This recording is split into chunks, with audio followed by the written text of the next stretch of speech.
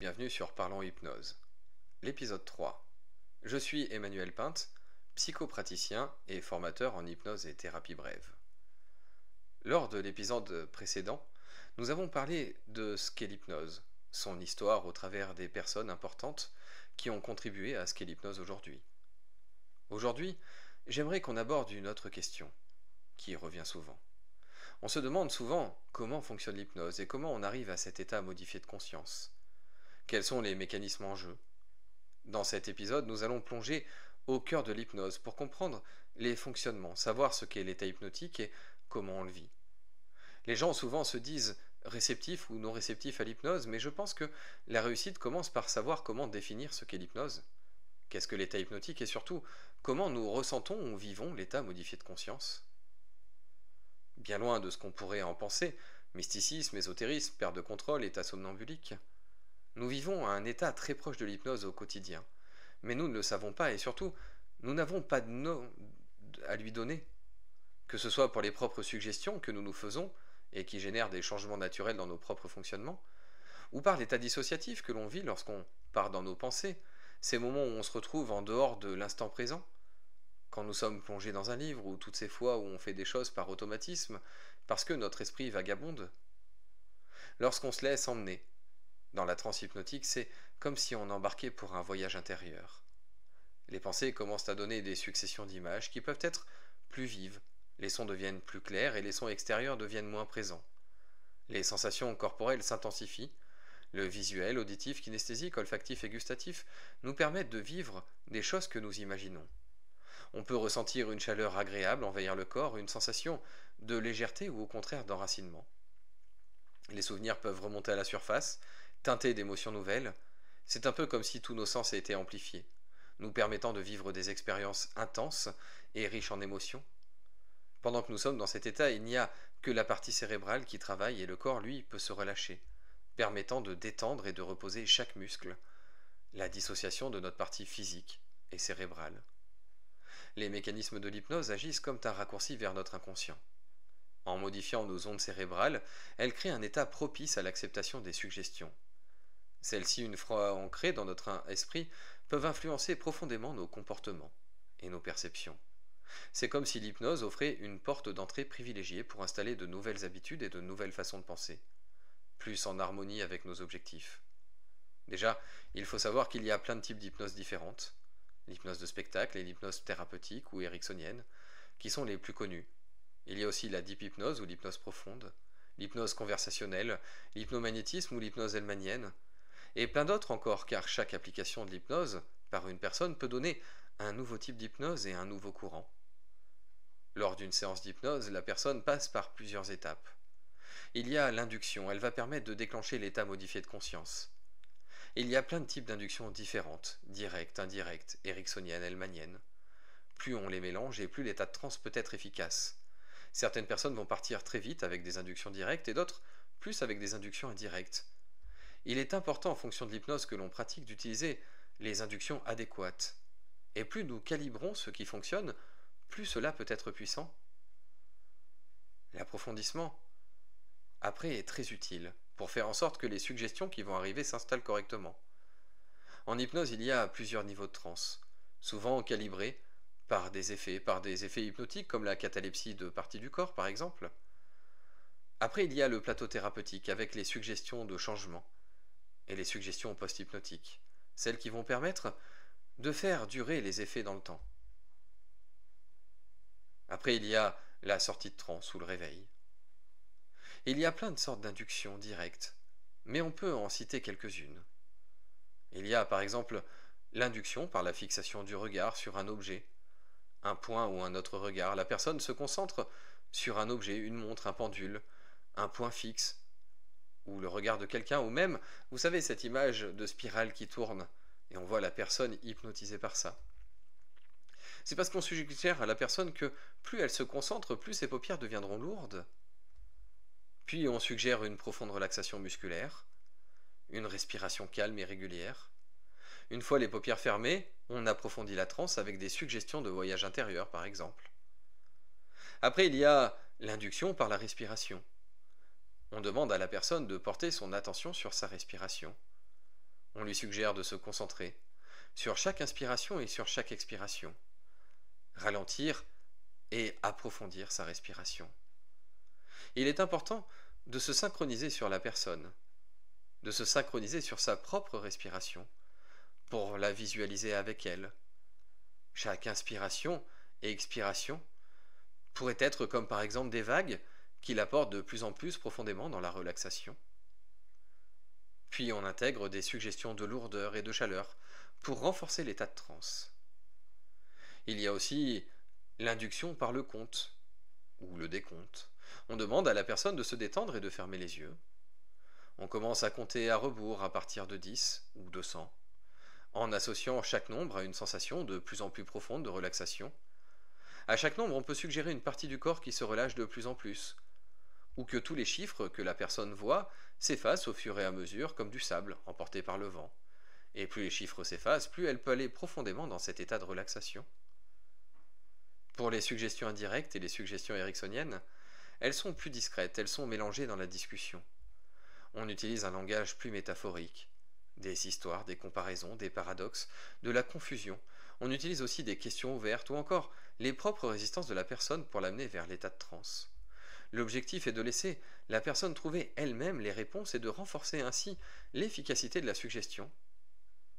Les inductions indirectes ericksoniennes permettent d'atteindre la personne avec moins de résistance, car le but est de se caler sur la personne. On l'accompagne en utilisant aussi la reformulation. On réutilise les mots que la personne dit. Ça permet de la conforter. Elle se laisse aller plus facilement. Les inductions sont aussi beaucoup plus naturelles et amènent plus de profondeur dans la transe. C'est pour cela qu'en hypnose, la séance, en hypnose thérapeutique surtout, la séance débute dès qu'on accueille la personne, car les suggestions sont dans les moindres discussions. Dès qu'on accueille la personne, qu'on lui propose de poser ses affaires, de choisir un fauteuil, on habitue déjà son inconscient à recevoir des suggestions qui sont en accord avec elle. L'inconscient se prépare. Et surtout si en plus, dans l'accompagnement thérapeutique, la personne a cette démarche de travailler sur elle. Donc l'inconscient, lui, en profite justement pour préparer les changements. Les inductions sont sans limite. Le plus efficace correspond au public que vous avez et au rendu que vous souhaitez. Si vous faites un show en public et que vous voulez qu'il y ait du spectaculaire, privilégiez alors les inductions directes, comme dans l'hypnose de spectacle ou la speed hypnose.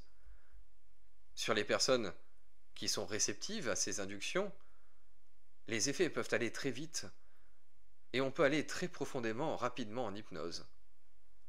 Mais si vous souhaitez accompagner une personne dans des changements personnels, vous pouvez utiliser les inductions indirectes ou ericksoniennes, ou encore la conversationnelle aussi. Dans l'hypnose, il y a aussi une étape importante qui est l'approfondissement. Il faut voir l'hypnose comme un escalier. Lors du début de l'induction, vous êtes sur les premières marches. L'approfondissement va vous permettre de descendre l'escalier pour aller plus profondément dans les niveaux de transe. Vous pouvez utiliser toutes les inductions possibles et les mélanger. Créer encore de la confusion, utiliser encore des paradoxes et toujours suggérer que la personne peut aller plus loin et plus facilement dans cet état de transe, soit en ressentant du bien-être, de la détente, de la légèreté, des choses agréables. Il y a encore un outil qui est très important en hypnose, c'est la ratification. Le fait d'utiliser un mouvement, une sensation ou un son pour suggérer un état d'approfondissement, suggérer que c'est normal et que ça va emmener la personne plus simplement. Par exemple, si vous utilisez une catalepsie du bras, vous pouvez suggérer à la personne que plus elle se détend, plus son bras gauche ou son bras droit peut monter. Et plus il monte, plus elle peut rentrer profondément dans cet état de détente, de bien-être, et dans cet état de transe. Elle peut aller plus profondément dans la transe. Et plus elle va profondément dans la transe et plus elle est détendue, plus son bras peut monter. Et comme son bras continue de monter, du coup, elle continue d'aller plus profondément.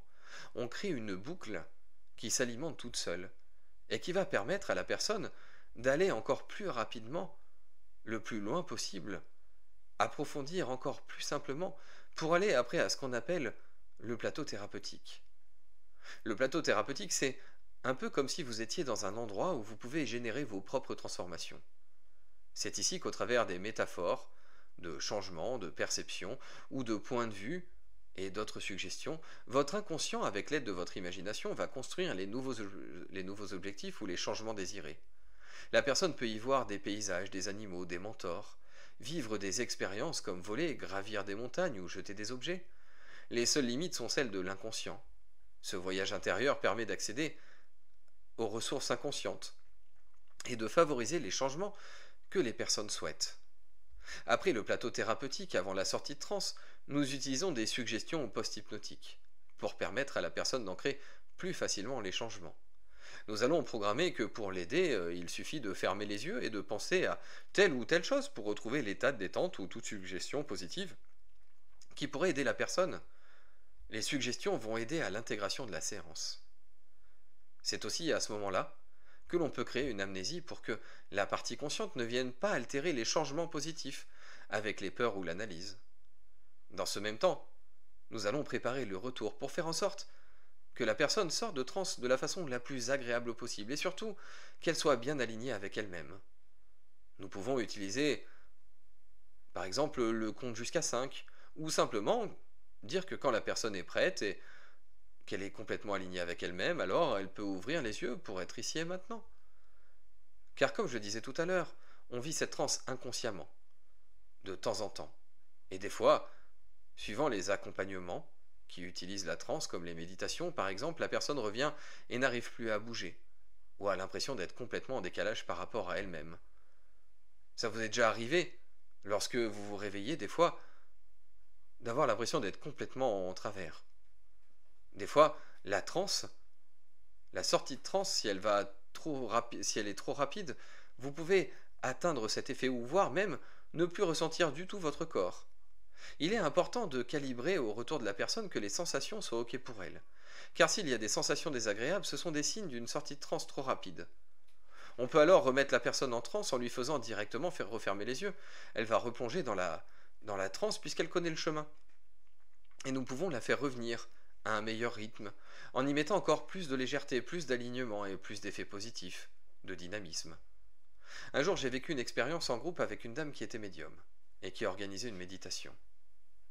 Une méditation pour aller chercher un message. À la sortie de la transe, la dame à côté de moi se plaignait de ne plus pouvoir bouger son corps.